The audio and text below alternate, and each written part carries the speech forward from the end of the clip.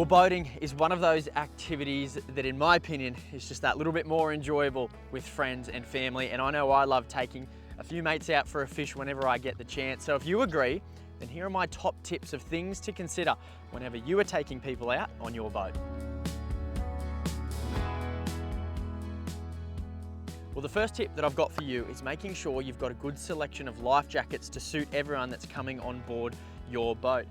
So if we look at three that I've got here, we've got these bigger ones here. These are big and bulky and they stand out, but you do need to have them on your boat by law, and you need to have the perfect amount to suit the amount of people that are on your boat. But let's face it, are we going to spend all day in those? Probably not. So I've always got a selection of those stored underneath my deck.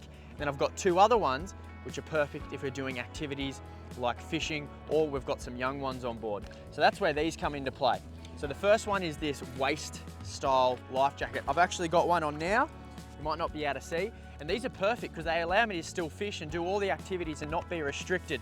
So they're a really great option. Go check those ones out. And the other one is these ones, of course. These ones sit around the neck and you can wear these all day and they're super comfortable. Of course, they're going to inflate when you get into the water and you pull that cord. So they're much more compact and really good options to have if people on your boat don't want to wear something like this all day.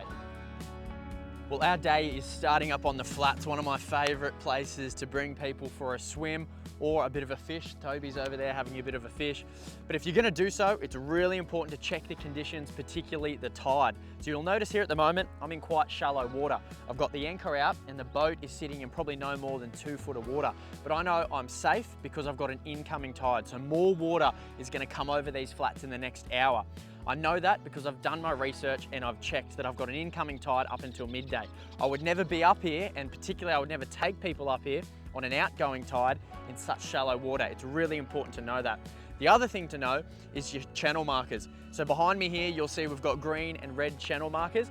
And if we're up in the flats, we need to know that that's where we can safely navigate through. You would definitely not drive on a high speed here up on the flats. So really important to check two things. Number one, your tides, and number two, where you're allowed to drive when you're coming up on the flats like this.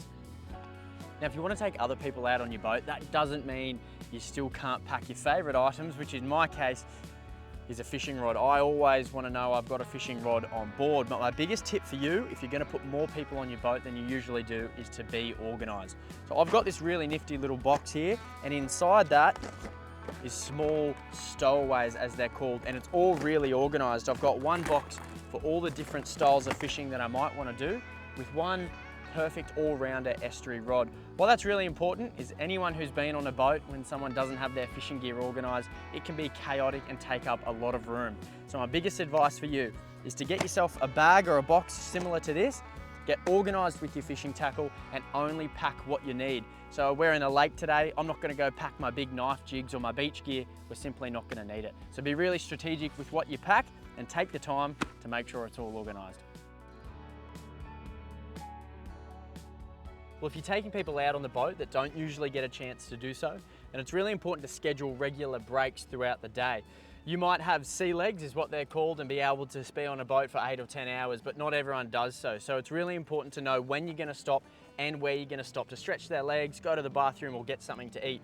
In this particular estuary, I know where all my cafes are on the water that I can pull up to. I can walk up the jetty, grab some coffees for everyone. There's a bathroom there to use if they need, and it just makes that day a little bit more comfortable for everyone on board.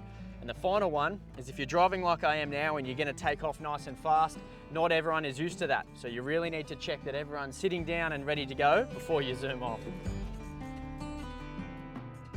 And one of the best tools you can have on your boat is one of these, and that's your smartphone. Everyone has one, and they're so handy for so many different reasons. But before we get to that, it's really important to have a way to charge it. I've always got a portable charger on the boat. I've also got one inbuilt too.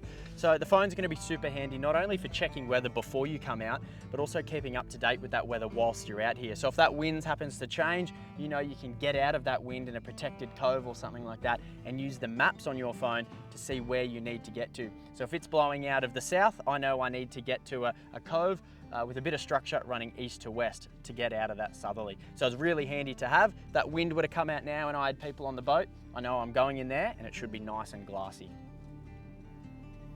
Now, another really popular activity you can do out on the water is water sports. Now, I encourage you to get into it, but if you're going to do it, there's 3 considerations you need to remember. Number 1 is where you're allowed to do it. You can't ski or tube just anywhere in an estuary, just like here where there's a navigational channel, so you've got to look out for your signs. Number 2, even if you are allowed to do it in a certain area, I always encourage you to tuck away in a little protected bay so you don't have other boats zooming around.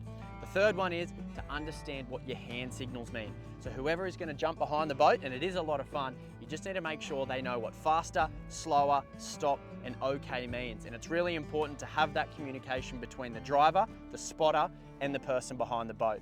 If you tick those 3 things off and you have all the right gear, it can be tons of fun. Well, there you have it. Preparation, safety, and consideration of those on board are my top tips when it comes to enjoying boating with friends and family. I'm doing that right now. We're having an afternoon fish. Get out there and enjoy it yourself.